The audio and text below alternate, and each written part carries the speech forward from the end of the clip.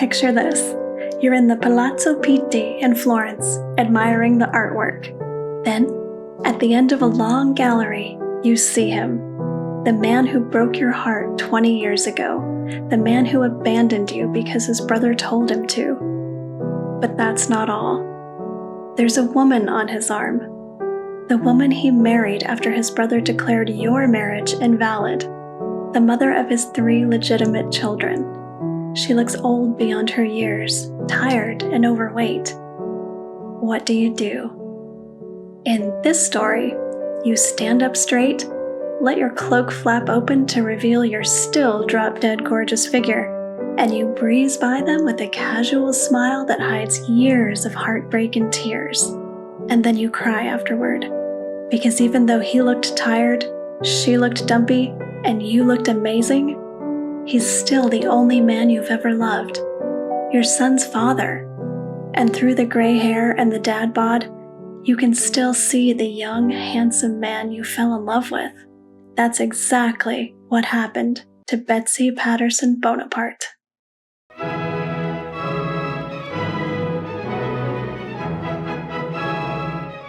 In July of 1803, Napoleon's youngest brother Jerome was headed home from Martinique to France. Spoiled and willful, Jerome was a naval officer being sent home in disgrace after ordering his ship to fire at a friendly British vessel. The British, mad as hell, planned to capture him on the way home. He avoided their trap by hanging out in America. To kill time, he stopped to see an old friend in Baltimore. There, probably at a horse race, he first saw 18-year-old Elizabeth Patterson, better known as Betsy. She was the belle of Baltimore, one of the wittiest and most beautiful women in America. The daughter of a rich banker, she dreamed of a grander life on a European stage. She read Germain de Stael and Mary Wollstonecraft's A Vindication of the Rights of Woman. She had opinions and could hold a conversation worthy of a French salon. When Jerome met Betsy at a dinner party, she captivated him. Swept away by a rush of passion, they married on Christmas Eve. "I don't know about this," her dad said. "I don't trust this guy." "We're in love," Betsy said, and love conquers all. On their honeymoon, they went to Washington, D.C. There, Betsy wore the 19th century version of Sarah Jessica Parker's naked dress from Sex and the City, a sheer white dress, sleeveless and backless, that a society woman described as, quote, so transparent that you could see the color and shape of her thighs, and even more, end quote. Betsy's French clothes scandalized Washington society, but she didn't care. She had married an emperor's brother, and everything was going to be golden. When Jerome wrote to tell his family, Napoleon freaked out. He ordered Jerome to return to France, alone. But Betsy was 6 months pregnant, and Jerome refused to leave her behind. So her dad chartered a ship to take them to Europe. When they landed in Lisbon in April of 1805, they learned Napoleon was not playing around. He'd left orders for Jerome to come see him alone in Italy or be arrested. Jerome promised to win his brother over and send for Betsy when it was safe. When he'd gone, a messenger came to tell Betsy that if she left now and stopped using the name Bonaparte, Napoleon would give her an annual pension, enough to support herself and her son back in America. Betsy told him to shove it. She felt confident Jerome would win his argument with Napoleon. She kept the hastily scribbled pencil notes he sent to her from the road, later tracing the fading graphite with ink. He called her, quote, my dear wife, end quote, and promised they, quote, will soon be reunited, end quote. But weak-willed Jerome was no match for his older brother. When Napoleon threatened to disinherit and court-martial him for marrying Betsy while AWOL from the Navy, Jerome gave in and agreed to give Betsy up. But Betsy didn't know any of this had happened. She had sailed to England to give birth to their son, Jerome Napoleon Bonaparte. Having heard nothing, she wrote to Jerome, to his brother Lucien, to ambassadors and their family members, to anyone who could help. She got radio silence as her answer. Newspaper articles said Jerome had made up with Napoleon, but were they true? And if so, why hadn't she heard from him? Meanwhile, reinstated in the Navy, Jerome wrote to Betsy and promised he wouldn't abandon her. From Italy, he sent boxes of presents and cash to her in London via Lady Elgin, who sent the boxes to her lawyers. But they didn't reach her in time. Alone and depressed, Betsy sailed back to America. Back at home with her very disapproving father, Betsy clung to the hope that Jerome would send for her. In late 1805, his letters and boxes finally arrived in Baltimore. In early 1806, more letters, some written the previous year, arrived for Betsy. But eventually, the letters got shorter. Instead of signing off as your loving husband, he signed off as J. Bonaparte. Finally, 16 months after saying goodbye in Lisbon, the letters stopped altogether. "Told you so," said her dad.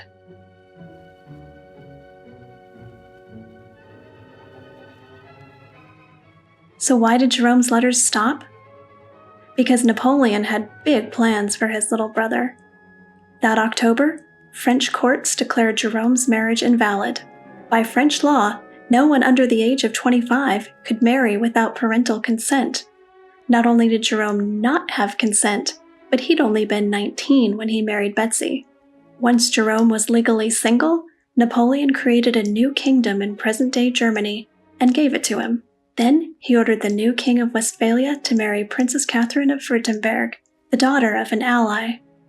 The wedding took place on August 12, 1807. Jerome wrote to his brother Lucien, quote, "You know the feelings of my heart, and you know that the well-being and benefit of my family alone forced me to make other ties." End quote. Betsy saw all this unfold in newspaper headlines. Her love for Jerome turned into a deep and lasting bitterness.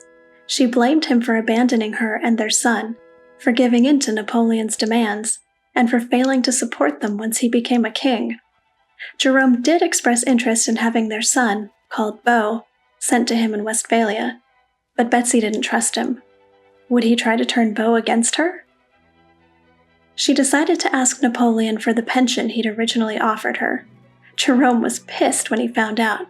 After all, he was a king now. Why not come to him first? Betsy replied, quote, "I would rather be sheltered under the wings of an eagle than dangle from the beak of a goose." End quote. All Betsy's pestering and bullying paid off. In 1809, the French government began paying her pension in monthly installments of about $500. Back in Westphalia, Jerome betrayed both his wives by taking a mistress who looked surprisingly like Betsy.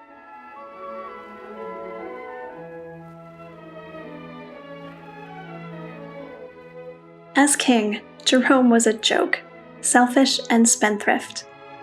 In 1813, Napoleon's enemies took back Westphalia.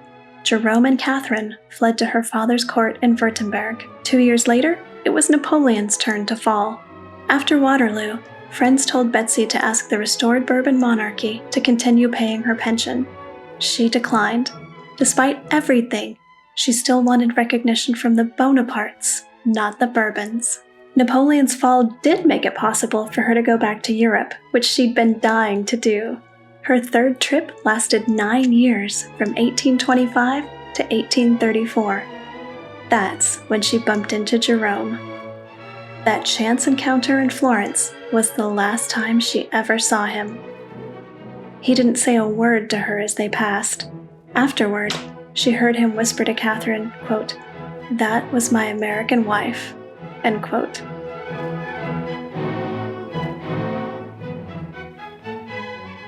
Betsy never remarried, despite numerous flirtations and platonic relationships.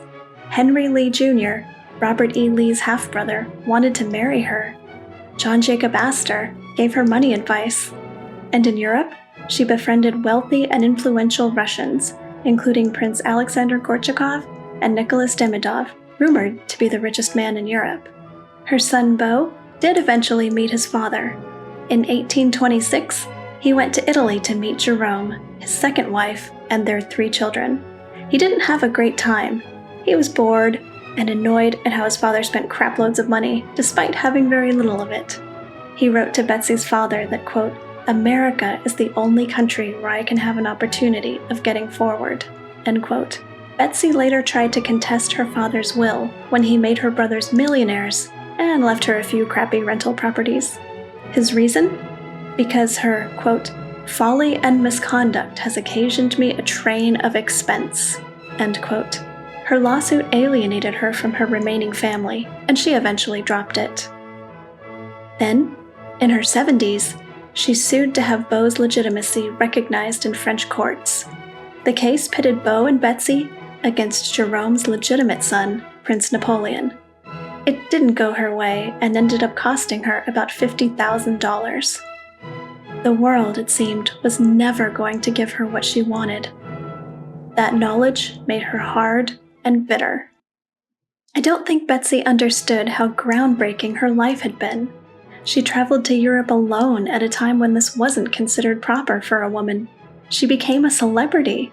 She refused to remarry and live a settled but boring life in Baltimore. She wore what she wanted, she read what she wanted, she paid her own bills. Hell, she got Napoleon and the French government to cough up a pension without giving in to their terms.